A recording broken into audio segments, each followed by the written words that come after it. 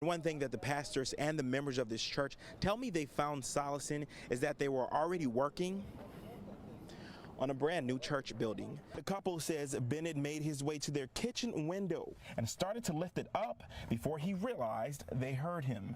And we just caught a pack of Little Debbie's. They were throwing all types of packs, and God knows this isn't good for me because it's not going to end well. Here, 2 wreckers are here on the scene, and they are working to get this cleaned up. Thankfully, the fire was contained to the building where all the golf carts are kept. Let me show you what's happening right now. For days, people have been coming to 8 Mile Seafood to complain about those charges, but we came today and there's a new owner who says there's not much he can do about it. This is the golden ticket that everybody wants to get. The family really separated between Mobile and Birmingham at what may be one of the hardest times of their lives. Until a motion detector set off an audible alarm, sending him away. It was all caught on this camera.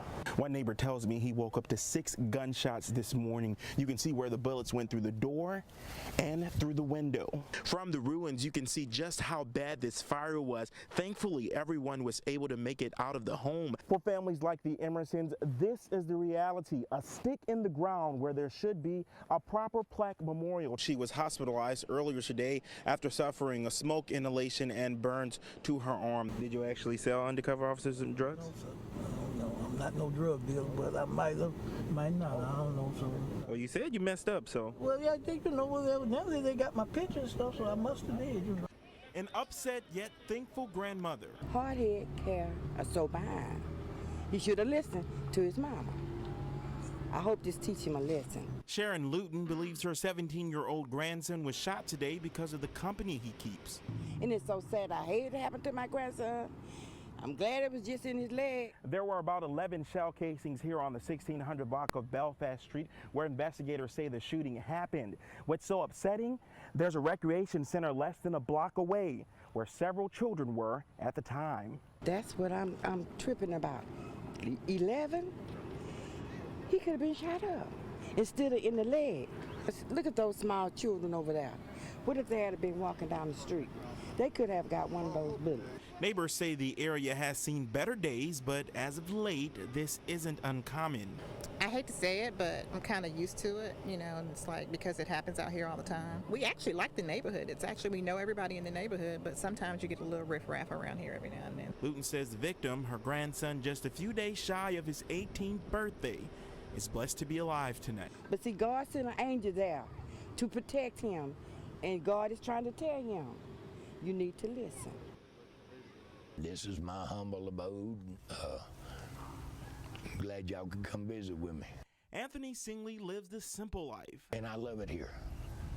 Wouldn't trade it for anything. The senior citizen retired to his boat home a few years ago. He fishes there and relaxes in the sun while enjoying the peacefulness of the waters. I came down with cancer, and I had to sell my property in Washington County.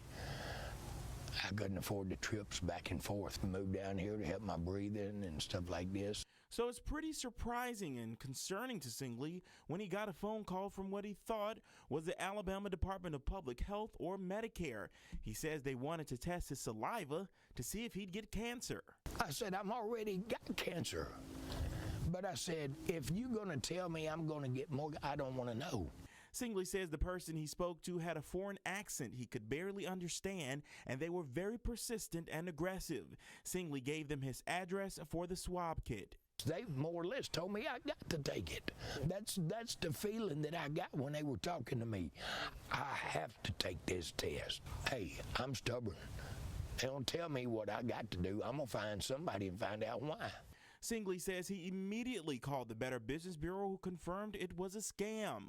The BBB says this is an identity theft scam used to defraud Medicare. So we asked Singley to call the number again while we were there, and this is what happened.